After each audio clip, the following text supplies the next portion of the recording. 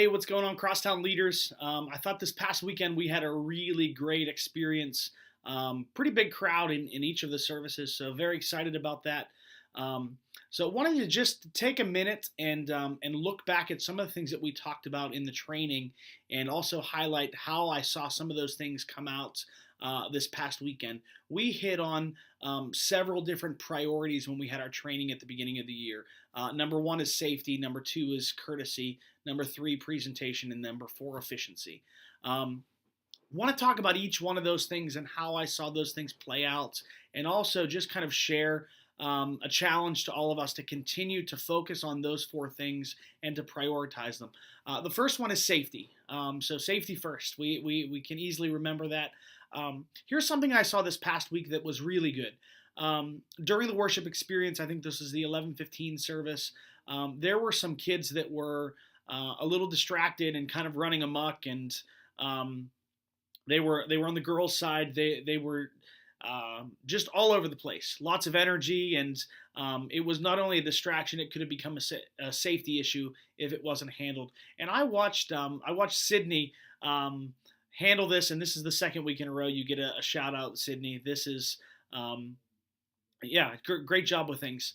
I watched her sitting in the back row and handling some kids that were involved with just some conversations. She redirected them. Then there were some kids off to the side that were standing there that were just goofing off. And then there were some kids there's some girls that were actually underneath the stage. And I watched her go from these three different points and handle three different things.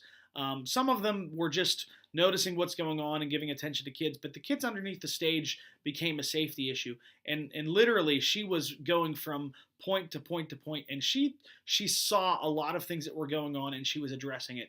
I 100% appreciate the assertiveness that you had there, Sydney. And what I want to challenge everyone to do, and I know we do this a lot of times. I'm pointing at one specific thing that I saw, but I want everyone to be looking for things that could become issues and notice them before they become problems. Just looking at this example, kids being underneath the stage, you have no idea what they're doing. You don't know what they're getting into. There's equipment that's underneath there. And I watched Sydney move to that location and address the problem so that it didn't become an even bigger problem. So great job, Sydney. And again, everybody continue to look for those things. Safety is one of our biggest priorities. Why is that a priority for us? Because if we're not a safe place, we will not have the trust of parents. If we don't have the trust for parents, kids do not come. So if we want to grow and reach more people, safety has to be one of the top priorities. The other thing that I want to just talk about is courtesy. That's our second priority. We want to create a good experience for every single child that is walking into our doors. And if we want to do that, we have to do it through relationship. We have to do it through courtesy. We have to create a good experience for them, but it has to be on a personal level. Many times that requires us to custom fit an experience for each child and make sure we're serving them in a way that they can receive our ministry. This past week, again, 11:15 service, we had I think three different kids with special needs that came. And there were several people that were reaching out to them to be able to create a good experience for them, because what we do in the gym is not always conducive for them with some of their limitations. So we had several kids that were in the sensory room. We had some kids that were in the gym that needed some additional attention. We had some people buddying up with them. Specifically, Andrew and Sarah Wolf were in the sensory room with some kids the entire time, just providing care for them, providing ministry. They were just doing some goofy stuff with them.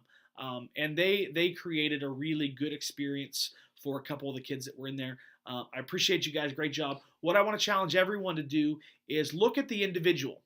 We're running the whole production, the whole show that fits the majority of our kids, but we also have to look at every individual and figure out what we can do to serve that individual. If we only look at things from a corporate perspective or from a big show perspective, we miss an important dynamic, and that's that courtesy dynamic. We need to look at every person as an individual, and we need to serve them in the way that they are most going to receive ministry.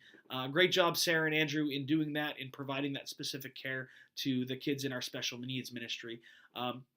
The next value is presentation.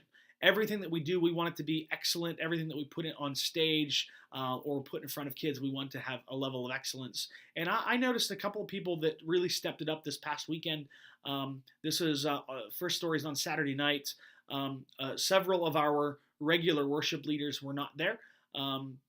And Jess Kapler and Kyle, they both have been doing worship for some time, but I'm not sure if they've ever been in a situation where they had to be the primary person that was on the microphone that led the whole experience. And they did a great job. Stepped out for the very first time, and were the primary leaders for worship. Were engaging, were energetic. They did good with the choreography. Just paid attention to all of those details. So way to go, Jess and Kyle. Good job putting a lot of that together and stepping out in that way for the first time. Another person that I thought did a really good job was Olivia Avery. She did a lot of our tech stuff and was very quick on her cues this past week. She had the games at the end ready to go. We have to shut down Pro Presenter and get the games, the 20-second challenge or the beat the clock game. That's a process, and if it's not handled well, it actually creates a pretty long delay. But she did a great job just keeping things moving and making sure things were happening very quickly. Way to go, Olivia, on that. Also did a good job with some of the creative things on the lighting. So two different things. Again, the production side in the tech booth and then the worship side on the stage. Both are what's producing a high quality experience with our presentation. And this is something that everybody needs to be aware of. The presentation is the stage, it's the floor, it's in the seats. So do what you can to enhance that presentation experience. I think everybody plays a role in that, regardless of where you're assigned to be throughout the service. The last thing I want to talk about is efficiency. So we have safety number 1, courtesy number 2, presentation number 3, and efficiency is number 4. Efficiency is something that is last on the list. It's important to have, but it is last on the list because sometimes we can be efficient without being effective. We want to make sure that everything that we do that's an efficiency thing is not in any way hindering the safety, the courtesy, and the presentation. Sometimes we can put a lot of regulations to be more efficient, but it makes us less effective. So I just want to hit on this really quickly. One thing that is super important as far as us being more efficient is our teamwork and our communication.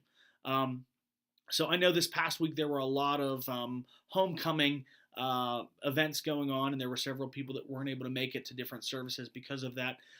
One thing that is going to make us more efficient is if we increase our communication whenever you're going to be late, whenever you're not going to be there, whenever there's different scheduling conflicts.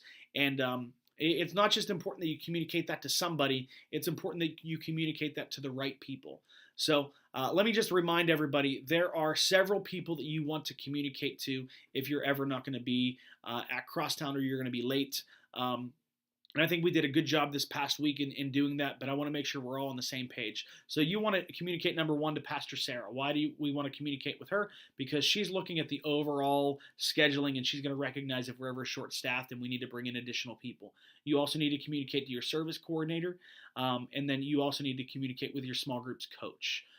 If you do not know who those people are, I'll quickly go through that to make sure that everybody's on the same page. But everybody is handling a different dynamic of the service, and it's important that everybody is in the loop when somebody's not going to be there. So you can send a group text to everybody. You can text Pastor Sarah. You can text your service coordinator. Service coordinator Saturday night is Patrick. 9:30 is Jim. 11:15 is Corey. And then the small group coaches, Saturday night is Martha for the boys and Kara for the girls. 9:30 service is Andrew is essentially functioning as the coach for all of the small group leaders because right now we don't have a girls small group coach. And then for the 11:15 service, it's Jack McCullough for the boys and Gabby for the girls. So make sure you have their information. There's an email that Sarah sent out with all the details of phone numbers and things like that. But if you ever aren't going to be there, you're ever going to be late, make sure you send that group text to everybody and make sure that everybody's in the loop. Other than that, we had a great weekend. Very excited to kind of get back into the swing of things. Some things to be aware of. We have Candy Town coming up in a few weeks. In your small groups, make sure you're getting your kids excited about that and getting them to invite friends.